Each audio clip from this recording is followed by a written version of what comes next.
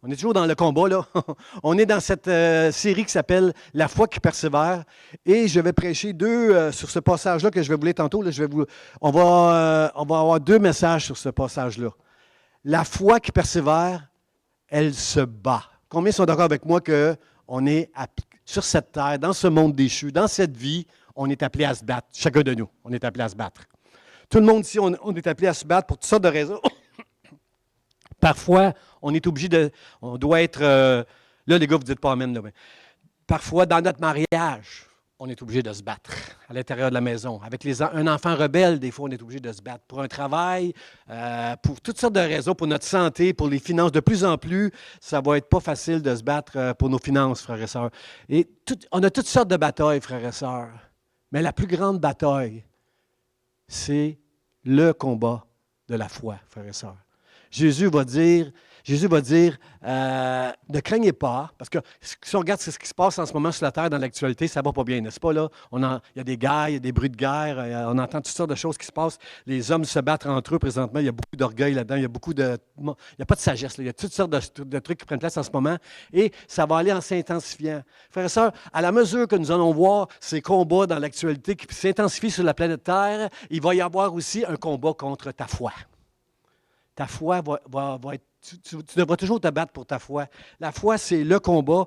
Jésus a dit à un moment donné, ne craignez pas celui qui peut tuer le corps. Craignez celui qui peut tuer le corps et l'âme et l'envoyer dans la géhenne pour l'éternité. C'est ce combat-là, frères et sœurs, qu'on est appelé à connaître et à gagner le combat de la foi, frères et sœurs. Ce que je vous prêche, peut-être ça ne fait pas de sens pour vous. Peut-être vous dites, ben non, pasteur Jean, moi j'ai la foi. Personne qui va m'enlever ma foi. Frères et sœurs, je veux juste vous préparer. Dieu a mis sur mon cœur de vous préparer à des grands combats qui vont prendre place, frères et sœurs. Et c'est ta foi que tu dois protéger avec tous les combats que tu vas avoir dans ta vie. On va tous se battre pour toutes sortes de raisons, mais le combat de la foi, c'est le combat le plus important. Est-ce que ça fait du sens pour vous? Amen. Le texte que je veux lire ce matin, c'est dans... L'apôtre Paul, qui a son fils Timothée, son fils dans la foi, il va dire à Timothée, « J'ai combattu le bon combat, j'ai achevé la course, j'ai gardé la foi. » Frères et sœurs, l'apôtre Paul a combattu à cause de sa foi. Il a combattu, frères et sœurs. Il faut comprendre que dans la Bible, dans le mot du pasteur, ceux qui reçoivent le mot du pasteur, vous avez, je l'écris, dès le commencement, frères et sœurs, Dieu ne nous cache pas qu'on va avoir à se battre. Dans le jardin d'Éden, quand l'homme a péché, dès le commencement, il y a eu de la chicane entre l'homme et la femme. Les gens en partant, là, mais qui a mangé? Pourquoi vous avez mangé l'arbre, le fruit de l'arbre? Là? J'avais dit de ne pas le manger. Là. Et là, l'homme va dire, c'est pas moi, c'est elle. C'est elle qui m'a donné de l'arbre. Puis elle va dire, c'est le serpent. Puis au serpent, Dieu va dire, je vais mettre inimitié entre ta postérité et la postérité de la femme.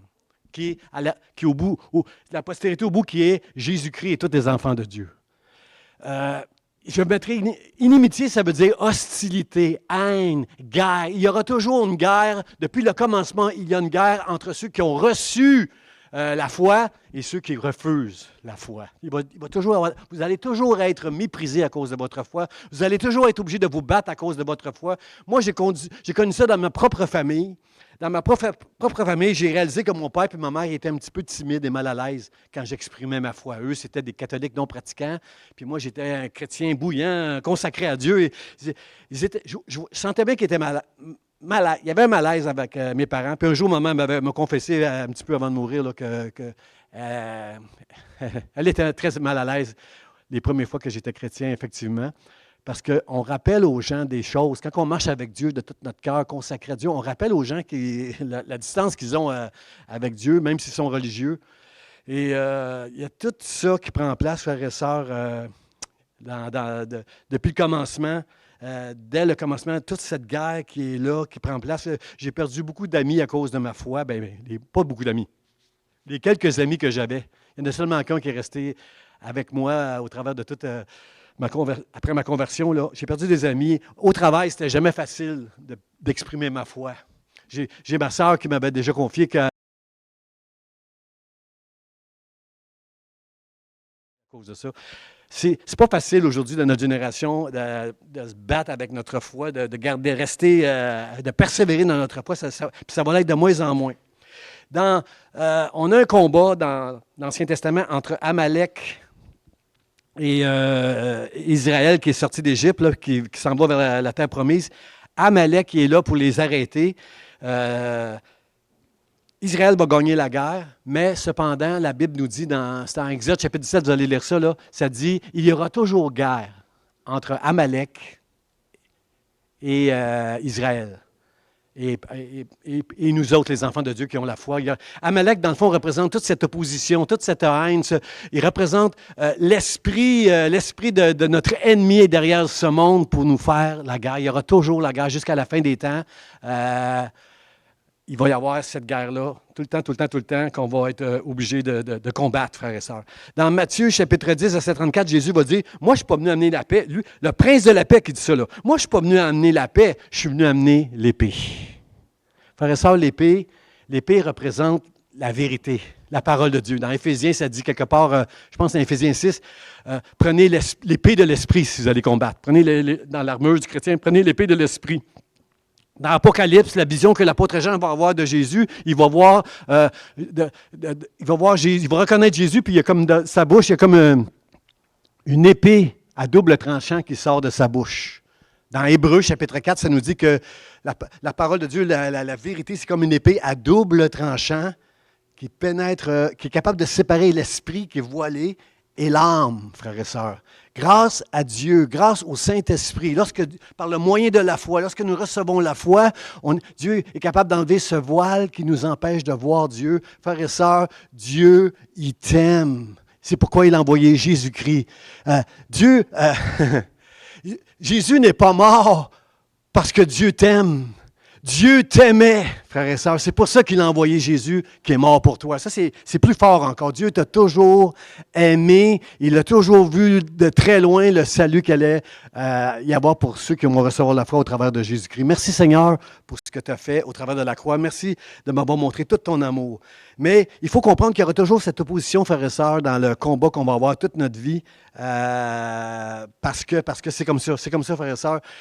Il va toujours y avoir une différence entre celui qui accepte la foi, qui reçoit la foi, et celui qui la refuse. Et ça va être comme ça jusqu'à la fin des temps. La bonne nouvelle, quelque part, c'est écrit, je pense que je l'ai mis dans mes notes, quelque part, c'est écrit que à la fin, Isaïe chapitre 2, verset 4, ça dit, à la fin, au jour du jugement, on n'apprendra plus la guerre. Ça va être fini la guerre. Parce que au ciel, avec le prince de paix, nous allons être en paix les uns avec les autres pour l'éternité, frères et sœurs.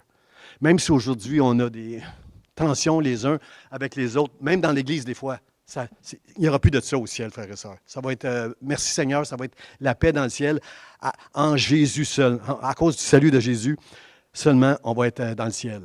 On va être dans le ciel. On va être en paix dans le ciel. Alors, frères et sœurs, je veux remercier le Seigneur pour ce passage-là de l'apôtre Paul. Le mercredi, je vais expliquer un peu plus c'est quoi le bon combat, mais quand Paul dit « j'ai combattu le bon combat, j'ai achevé la course et j'ai gardé la foi », c'est quelque chose qui est très important de comprendre, frères et sœurs. Paul, en fait, le contexte de ce passage-là, c'est Paul qui dit à Timothée « Je t'en conjure, Timothée, je t'en conjure, prêche la parole, prêche la vérité ». Pourquoi Paul dit ça? Parce que déjà à l'époque, il y a 2000 ans, frères et sœurs, il y avait des faux docteurs dans l'Église. Il y avait des gens qui étaient là pour un gain. Ils étaient là pour... ils profitaient d'une tribune pour faire des gains. Merci Seigneur qu'on n'est plus là aujourd'hui, là, mais il y avait ça à l'époque, il y a 2000 ans. Et Paul, il dit « Je t'en conjure ». C'est un mot qui est très fort, « Je t'en conjure ». J'ai été dans le dictionnaire pour étudier un peu ce mot-là. Puis quand tu dis à quelqu'un « Je t'en conjure », tu es en train de lui dire « Écoute-moi bien là, parce que si tu ne m'écoutes pas, il y a du danger pour toi. » Frères et sœurs, je vous en conjure, nous sommes dans cette génération dans le combat de la foi. Vous devez faire très, très, très attention pour garder une foi qui va être saine, une foi qui va avoir une bonne conscience, une foi qui va être pure. Il faut faire très attention dans notre génération parce qu'il y a tout ça qui prend place. Paul va dire dans ce passage-là, juste avant ça, il va dire, il va venir un temps où les hommes ne voudront plus entendre la saine doctrine. Ils ne veulent pas entendre la vérité. Ils veulent entendre des choses agréables. Frère, est-ce qu'on n'est pas un peu rendu dans cette génération-là? On préfère entendre des choses agréables que que d'entendre la vérité. La vérité, ce n'est pas un message qui est populaire, ça. Et on est rendu dans cette génération-là. Paul, il dit, je t'en qu'au jeu, fais attention. Il va dire, au verset 6, il va dire, fais attention, sois sobre, sois sobre. Il ne parle pas d'alcool ici, là. Il parle d'une manière spirituelle. Ceux qui sont. Quand on demande aux gens d'être sobres, souvent on va leur demander de consommer l'alcool modérément. Ce que Paul est en train d'enseigner à Timothée ici, il dit, sois sobre avec tout ce que tu vas entendre, tout ce que tu vas recevoir, tout ce que tu vas étudier. Là. Sois sobre pour ne pas partir dans toutes sortes de directions, qu'il y ait une modération et il faut que tu aies du discernement dans tout ce que tu vas lire et tout ce que tu vas entendre afin de prêcher une vérité qui va être pure, qui va être vraie. Il va même ajouter quelque chose qu'on ne veut pas entendre. Il va dire, Timothée, sois sobre et supporte la souffrance. S'il y a quelqu'un qui a souffert, c'est bien l'apôtre Paul à cause de la foi. Et il nous demande à nous aujourd'hui de supporter les souffrances qui vont avec notre foi. Combien veulent dire amen à ça? Parce que, frères et sœurs, ce n'est pas agréable de souffrir. Personne n'aime souffrir, mais ça fait partie de la vie. Et Dieu se sert souvent de les souffrances pour nous aider d'aller un peu plus loin. Il y a un monsieur Bennett, que j'aime beaucoup, là, qui a dit, monsieur Bennett il a dit, un jeune chrétien, le jeune chrétien, lui, il aime tout ce que Dieu fait pour lui. Mais un chrétien mature apprécie ce que Dieu fait en lui. Est-ce que vous voyez la nuance? Je ne me considère pas un chrétien si mature. J'aime tout ce que Dieu fait pour moi. Je le remercie tous les jours. Dans nos chants qu'on a fait ce matin, on disait merci, mon Dieu, pour ça. Merci pour ça. Je remercie Dieu tous les jours pour tout ce qu'il fait pour moi. Mais je remercie, surtout que je m'approche du ciel, je remercie Dieu pour ce qu'il a fait en moi. Et ce qu'il a mis en moi, je veux le garder. Je veux faire comme l'apôtre Paul. Je veux combattre le bon combat, je veux achever la course et je veux garder la foi. Que le Seigneur nous aide, frères et sœurs. Paul va même dire à Timothée, mon départ approche. Je m'en vais bientôt, Timothée. Là, bientôt, je ne serai plus là. Mais toi, je veux que tu saches que tu dois combattre le bon combat. Tu dois achever la course et tu dois garder la foi pour la gloire de Dieu en Jésus. Amen. Mon premier point, frères et sœurs, que je veux parler avec vous ce matin, c'est la foi, elle se bat. Elle doit se battre, la foi. J'ai combattu. Paul dit moi, j'ai combattu. Il aurait pu dire, Dieu combat pour moi. C'est vrai que Dieu combat pour nous, mes frères et sœurs, mais nous avons, chacun de nous, on doit entendre ce matin que nous sommes appelés à combattre. Vous êtes d'accord avec ça, frères et sœurs? J'ai combattu, tu dois combattre. Paul a combattu, toi et moi, on doit combattre. Frères et sœurs, moi, j'ai toujours aimé les sports de combat. Depuis que je suis jeune, là, moi, j'ai grandi dans la génération de Mohamed Ali. C'était Mohamed. Comment il s'appelait donc? Son deuxième nom, c'est Mohamed Ali? C'est ça. J'ai grandi avec ce boxeur-là qui était super bon, vraiment spécial, tout un talent.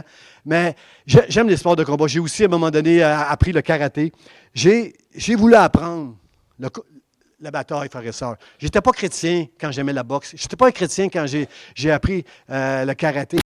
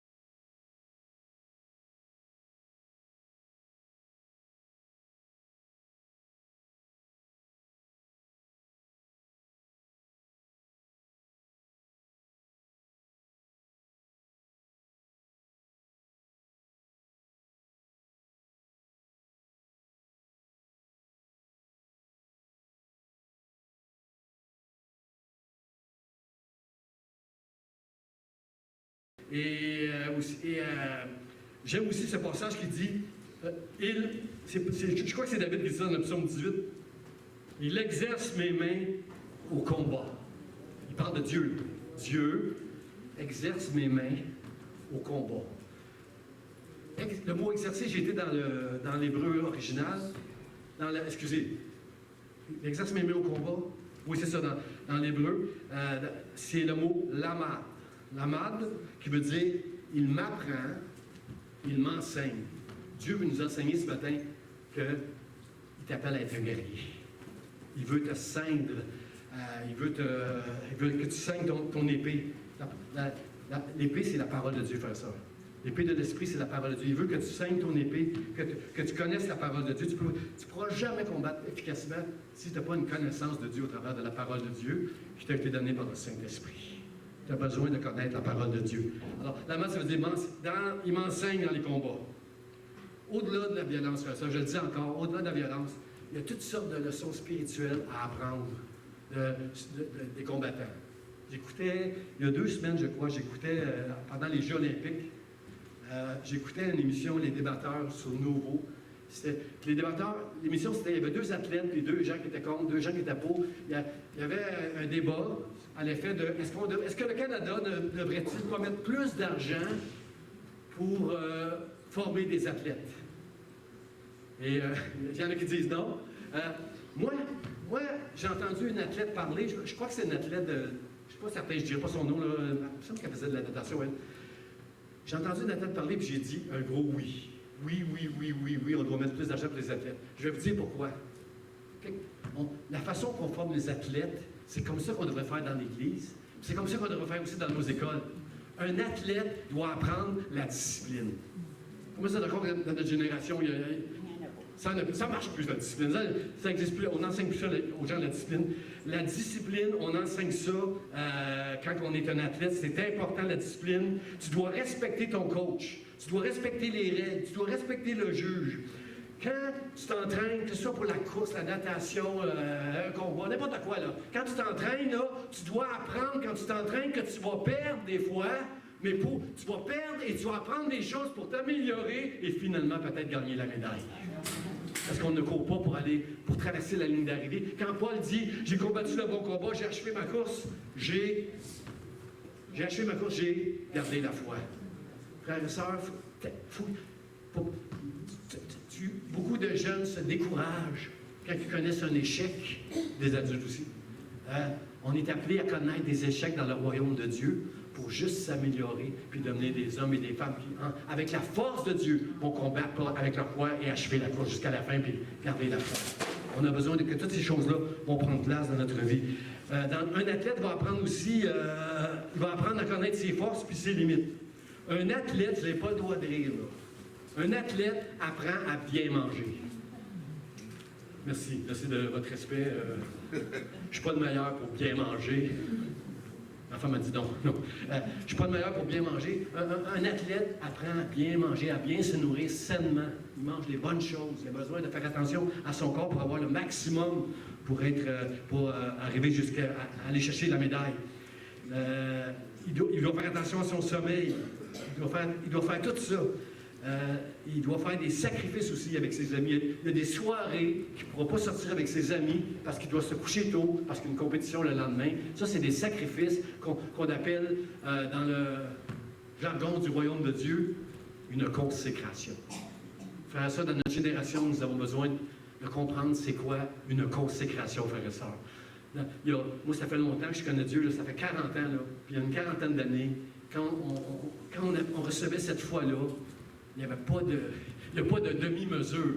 Tu marches d'une manière radicale pour Dieu ou tu es avec le monde. Là. Tu ne peux pas être dans les deux. Je trouve que dans notre génération aujourd'hui, des fois, on est un peu avec le Seigneur, puis un peu un pied dans le monde. On fait beaucoup de compromis au lieu d'être totalement consacré. Comment on peut être consacré à Dieu? Ça, je vais vous dire. On appelle ça être passionné pour Dieu. Tu es consacré si tu es passionné pour quelque chose. Quand j'étais jeune, avant de connaître Dieu, j'étais passionné pour le golf. Je jouais au golf toutes les fêtes de semaine. Samedi, dimanche, je jouais au golf. Puis avant d'être touché par Dieu, les premières fois que j'allais à l'église, je trouvais ça long le dimanche. aller à l'église parce que je manquais une belle journée de golf, bon avant-midi de golf. J'aimais le golf, j'apprenais des leçons, j'étais à l'écoute, j'étais passionné pour le golf, et je voulais m'améliorer, j'étais bon aussi. J'aimais ça, le golf, quand j'étais jeune, parce que j'avais une passion. Mais quand j'ai connu Dieu, ma passion pour Dieu est devenue plus grande que n'importe quoi d'autre. À part ma femme. J'ai mis mon sac de golf dans un garde-robe parce que là, quand j'ai connu Dieu, ma passion, c'était Dieu. Et j'ai commencé à étudier la parole de Dieu. Et moi, je me souviens qu'à l'école, j'avais un trouble de l'attention sévère, là, TDAS, là, on va dire, le trouble de l'attention sévère. Je n'étais pas capable d'écouter le prof pendant 1 heure de temps. C'était trop pour moi. Là. Je l'écoutais quelques minutes, puis le reste du temps, je regardais dehors, je regardais les filles, je regardais toutes sortes de... J'étais distrait par toutes sortes de choses, mais j'étais, comment je pourrais dire, j'avais pas de grande attention. Mais quand j'ai connu le Seigneur et que j'ai commencé à être à l'école biblique, j'ai réalisé que j'étais capable de suivre, d'être attentif à ce que le professeur enseignait pendant tout le temps parce que j'avais une passion. Aujourd'hui, je peux passer des heures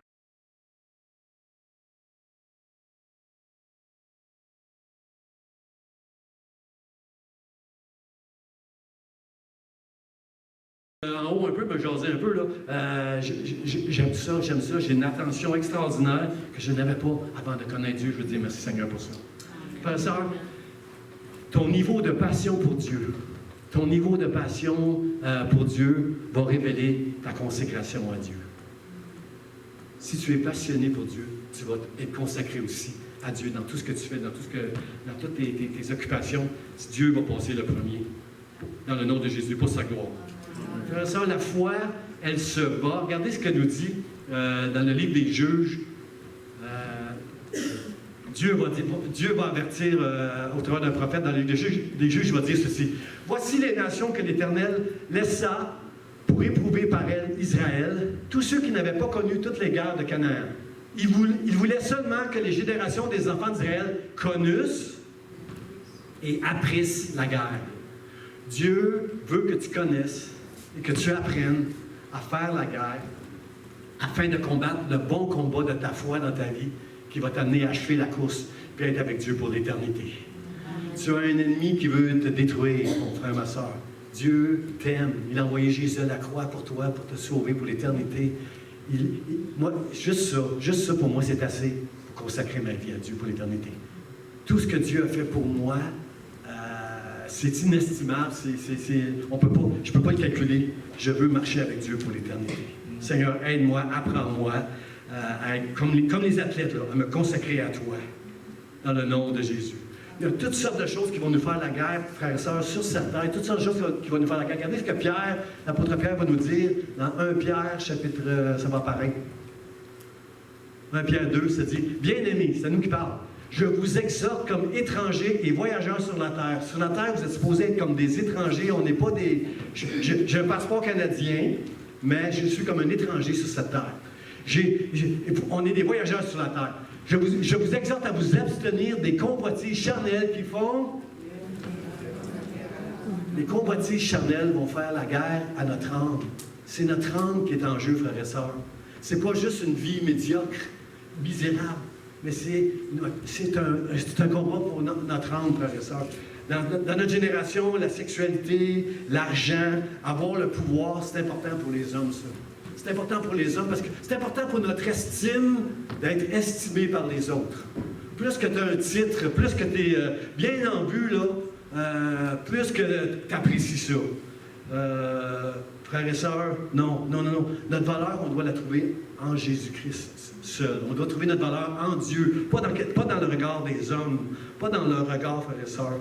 Si je fais ça, je n'ai pas compris la valeur que j'ai aux yeux de Dieu. Je n'ai pas compris que Dieu m'aime tellement que Christ était sur la croix pour que je sois réconcilié et justifié devant Dieu. Je n'ai pas compris ça si j'ai besoin de la valeur des hommes. Frère et sœur, j'ai lu quelque part quelqu'un qui disait que l'humilité, c'est que lorsque la lumière est sur toi, tu la mets sur les autres. Quand quelqu'un dit « Wow, pasteur, t'as fait ci, t'as fait ça », tu mets la lumière sur les autres. Mets pas la lumière sur... Les hommes, aujourd'hui, même les chrétiens aujourd'hui, aiment être dans la lumière et pour leur estime. Non, frères et sœurs, non, c'est pas bien, frères et sœurs. Regardez ce que nous dit Jérémie, chapitre 1, verset 9. J'aime beaucoup ce passage-là. Jérémie nous dit, ce prophète inspiré de Dieu, il dit, Dieu dit à Jérémie, ils te feront la guerre. C'est sûr que chacun de nous, l'ennemi va nous faire la guerre. Mais, j'aime les mains de la Bible, mais ils ne te vaincront pas, car je suis avec toi pour te délivrer, dit l'Éternel. Quelle bonne promesse, frères et sœurs. C'est sûr qu'on va être en guerre tout le temps, toute notre vie jusqu'à la fin. On va être en guerre tout le temps. Mais Dieu dit à Jérémie, il ne va pas te vaincre, Jérémie. Il ne va pas te vaincre. Puis Jérémie, c'était un homme. C'était vraiment un homme. C'était un homme faible. Parce qu'il disait, Seigneur, tu veux te servir de moi comme prophète, mais moi je suis comme un enfant. Je me sens comme un enfant. Je suis pas. Prends quelqu'un d'autre. Non, non. Puis sache une chose, Jérémie. Va te faire la guerre, c'est sûr. Mais ils ne te vaincront pas parce que je suis avec toi pour te libérer, dit l'Éternel, te délivrer. Frères et sœurs, est-ce que c'est pas une bonne nouvelle, ça? De savoir ce matin que dans tous tes combats, parce que tu appartiens à Dieu, Dieu va être avec toi pour te délivrer. Amen. Ça ne veut pas dire que des fois, tu ne vas pas perdre des combats. Frère et sœur, si tu apprends à te battre, tu vas apprendre que tu n'es pas si fort que ça. Puis tant que tu vas te confier en toi, en tes forces, en tes talents, ça ne marchera pas. Tu vas connaître bien les défaites. Mais quand tu vas apprendre à t'appuyer seulement sur Dieu, ça c'est quelque chose que je vais prêcher dans 2 semaines. Quand tu vas apprendre à te confier seulement en Dieu, c'est par sa force qui agit puissamment en moi que je combats, dit l'apôtre Paul. C'est ça que tu dois apprendre, frère et sœur. Tu dois apprendre que Dieu agit en toi pour te permettre de gagner tous les combats. Tu vas en perdre des combats, mais il ne te vaincra pas parce que je suis avec toi. Amen. Seigneur, merci pour cette bonne nouvelle-là. Merci de nous encourager ce matin avec cette nouvelle-là. Je veux... Apprends-moi, Seigneur. Apprends-moi à me battre. Mon deuxième point, frère et sœur, c'est la foi, elle se bat en suivant les règles. J'ai combattu le bon combat. Regardez, frères et sœurs, combattre selon les règles, ça veut dire que, mettons que je suis dans une course, puis on arrive proche du fil d'arrivée, il y a quelqu'un à côté de moi, puis les autres en arrière sont un petit peu plus loin, je fais une jambette à la personne qui est à côté de moi, pour qu'elle tombe à terre, puis que je traverse le fil d'arrivée. Est-ce que j'ai combattu selon les règles, selon vous? Non. Surtout qu'aujourd'hui, on voit tout à la télévision. Je n'ai pas combattu selon les règles. Paul dit que combattre le bon combat, il y a des règles. Il y a des règles.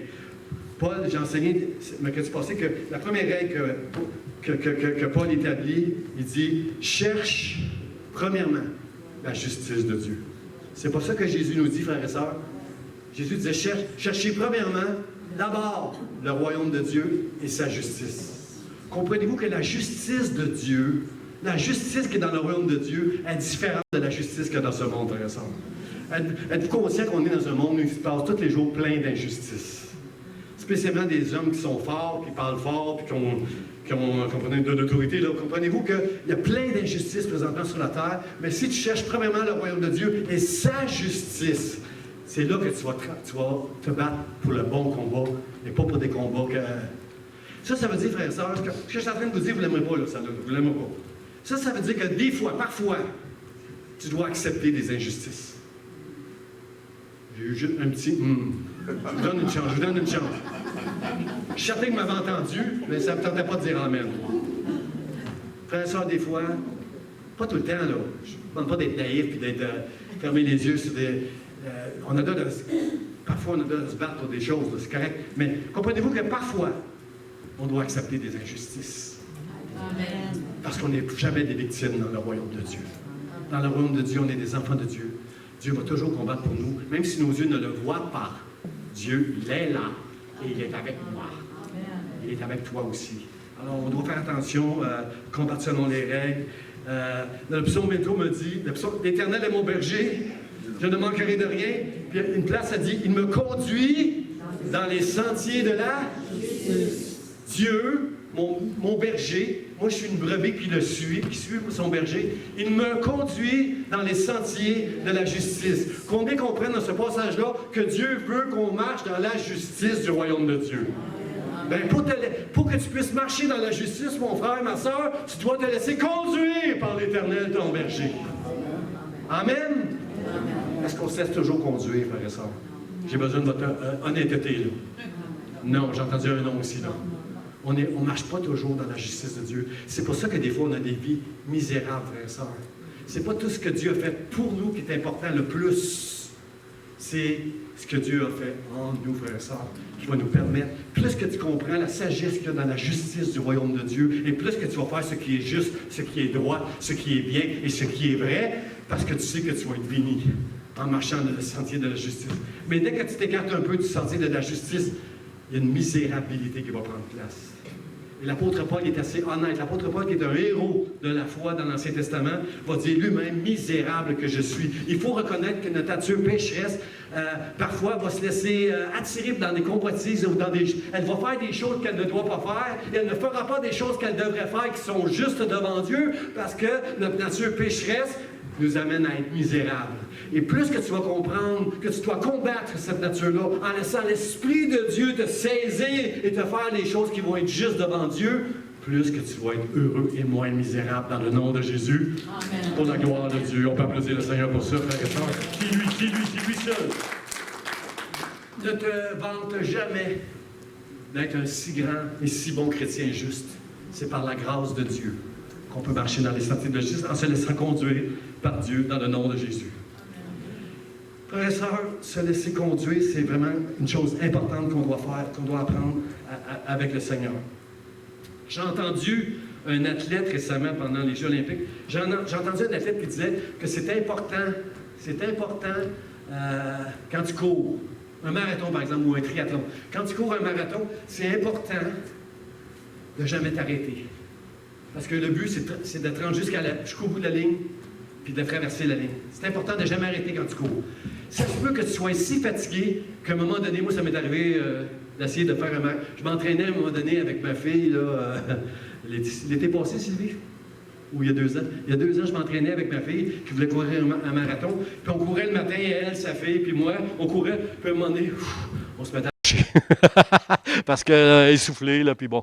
Alors, je m'entraînais, puis l'athlète disait, si tu cours pour la médaille, là, pour arriver jusqu'à le marathon, il faut que tu arrives à la ligne d'arrivée. Fait que ça se peut qu'à un moment donné, tu arrêtes de courir, puis que tu te mettes à marcher. Puis l'athlète allait plus loin que ça, elle disait, ça se peut même que tu n'es même plus capable de marcher, là. Tu es complètement brisé. Alors, à ce moment-là, tu dois être juste ramper. Juste ramper. M'excuse, chérie, tu vas laver mon linge. Juste ramper. Mais tu vas achever la course, puis tu vas te rendre jusqu'au fil d'arrivée. Comment Dieu est bon, frère et sœur. J'entends cet athlète-là expliquer ça, là. Pendant les Jeux, là, un athlète, il n'arrête pas, il achève, il se rend jusqu'au bout, là, puis il va marcher. Un marathon, il va même marcher, il va même ramper, mais il va se rendre jusqu'au bout. Parce qu'il est entraîné pour ça, de se rendre jusqu'au bout. Un athlète, frère et sœur, qui court pour une médaille. Nous, on court pour le Seigneur Jésus-Christ pour l'éternité, frère et sœur. C'est bien plus que ça. J'ai aimé, dans la même semaine, Dieu a mis sur mes yeux une vidéo où il y avait une femme qui courait un marathon. Le fil d'arrivée, il est ici, là. Le fil d'arrivée est ici. Elle est là. Il y a 2 femmes en arrière. Une pas loin derrière elle, une autre pas tellement loin derrière elle non plus. Elle est là, à quelques pieds, quelques mètres du fil d'arrivée. Elle tombe par terre, épuisée, plus capable. Et là, les 2 autres, derrière elle, les 2 autres s'en vont pour la ligne d'arrivée. Et là, la première qui arrive proche du fil d'arrivée s'arrête. Et l'autre qui était un petit peu en arrière s'arrête elle aussi. Frère et sœur, est-ce qu'il y avait le droit de continuer à courir pour gagner? Il n'y a pas de règle qui empêche ça. Celle qui était supposée.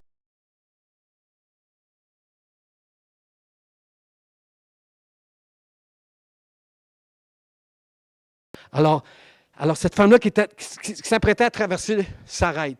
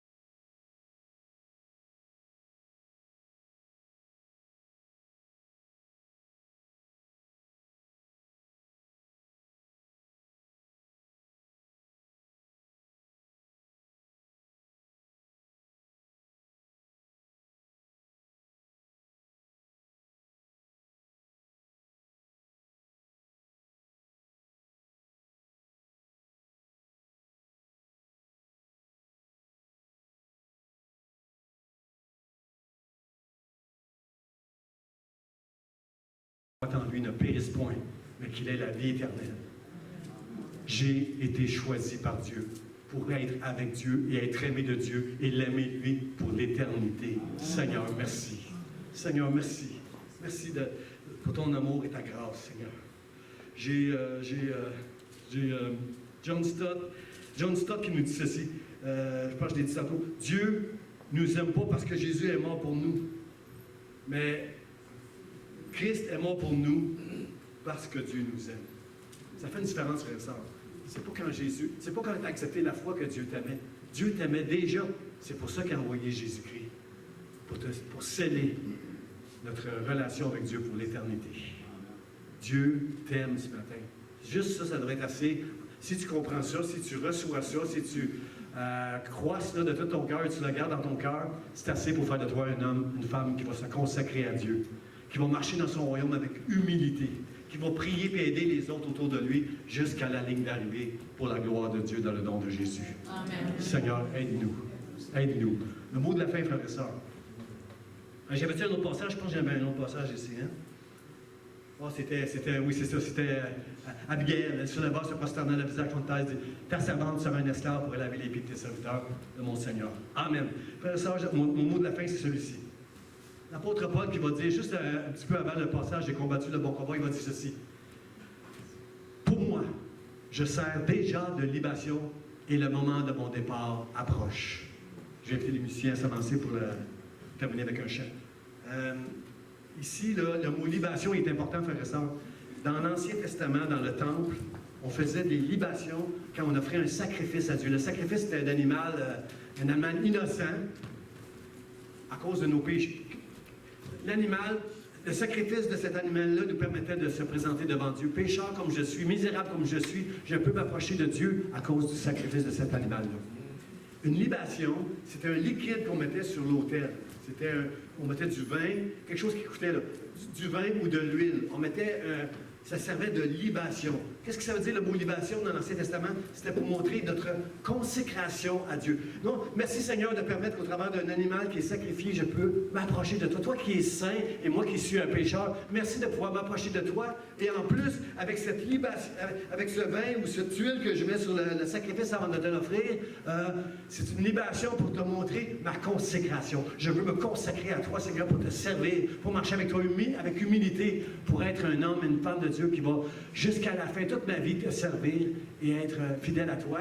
Et, frères et sœurs, l'apôtre Paul nous dit, il sait qu'il s'en va.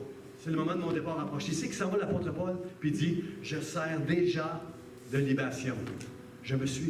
Paul reconnaît devant Timothée, puis nous qui lisons la Bible aujourd'hui, il est en train de nous dire, je sers de libation. Je me suis consacré à Dieu. Et ce que je demande de toi, Timothée, puis que tu enseignes aux autres, c'est de se consacrer à Dieu.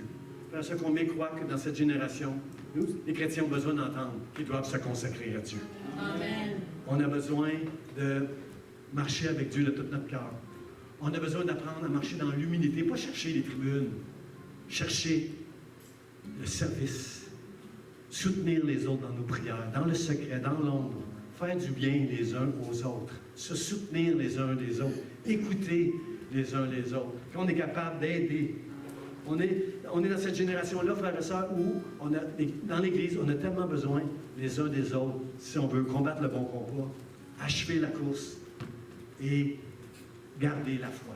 La semaine prochaine, je vais prêcher sur ce passage-là, achever la course et garder la foi. Mais cette semaine, aujourd'hui, frères et sœurs, alors que nos musiciens vont nous entraîner dans un chant, j'aimerais que vous puissiez dire à Dieu, aide-moi, Seigneur, dans cette génération, à combattre le bon combat de la foi. Peut-être que vous vous dites, Pasteur, j'ai écrit la foi, là, moi je ne suis même pas ennuyé là, avec ça, là, ça va bien, ça va bien. Non, mon frère, ma soeur, ce que je te prêche ce matin, c'est un message prophétique. Ça va être très difficile pour les chrétiens de marcher dans la foi, dans le monde qu'on est rendu présentement. Et tu as besoin de comprendre que tu dépends totalement de Dieu pour être capable de... Ton foyer, ton conjoint, tes enfants, ta maison dépendent de ta consécration à Dieu pour le bien de ta maison. Dieu fait une promesse extraordinaire qui n'est pas facile à comprendre quand il dit « Crois au Seigneur Jésus et toi et ta maison, vous serez sauvés. » Pas facile à comprendre ça quand nos enfants marchent dans le monde. Mais c'est une promesse que Dieu a faite. Que si tu te consacres à Dieu, toi et ta maison, vous allez être sauvés. Pour la gloire de Dieu. Pour ta bénédiction. Parce que tout ce que Dieu va faire au travers de quelqu'un, en lui, de la personne qui est consacrée, va avoir une influence sur les gens qui nous entourent pour la gloire de Dieu. Quelqu'un dit Amen, Amen. Levons-nous ensemble, frères et sœurs, et adorons Dieu et demandons-lui ce matin, Seigneur, j'ai besoin de combattre le bon combat de la foi. Accorde-moi ta grâce, Seigneur. Je ne veux pas m'appuyer sur mes forces en moi. Je veux m'appuyer sur ta force toute puissante qui agit en moi pour ta gloire.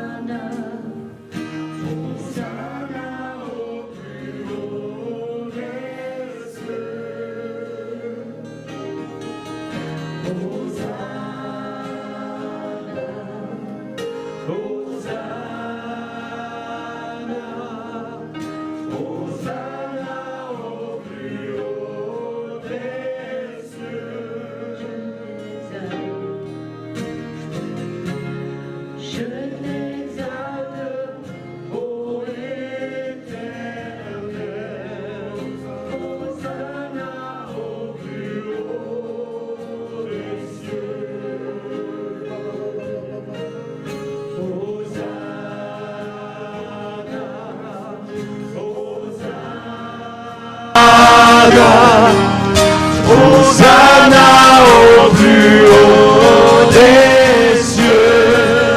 Hosanna, Hosanna, Hosanna,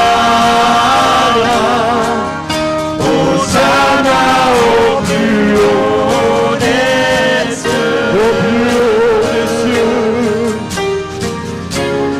Nous élevons nos mains, nos cœurs sont en louange.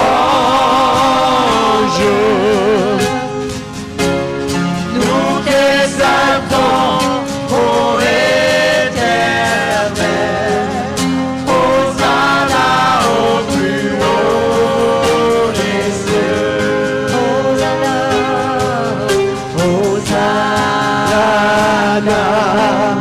Hosanna,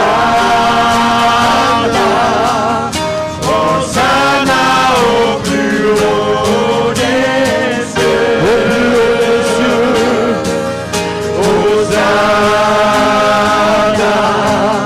Hosanna, Hosanna au plus haut des cieux. Nous élevons nos mains, nos cœurs sont en louange. Nous t'exaltons, ô Éternel. Hosanna au plus haut des cieux. Nous élevons nos mains,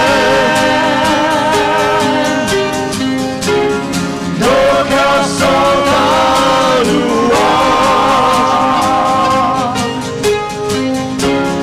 Nous t'exaltons, ô Éternel. Hosanna au plus haut des cieux. Hosanna au plus haut des cieux. Hosanna au plus haut des cieux. Hosanna au plus haut des cieux. Au plus haut des cieux. Hosanna au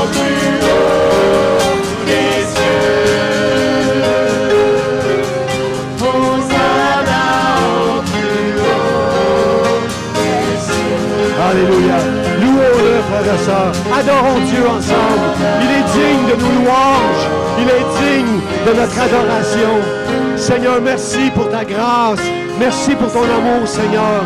Aide-moi, aide ton Église, aide ma maison, Seigneur, Seigneur, à combattre pour la foi.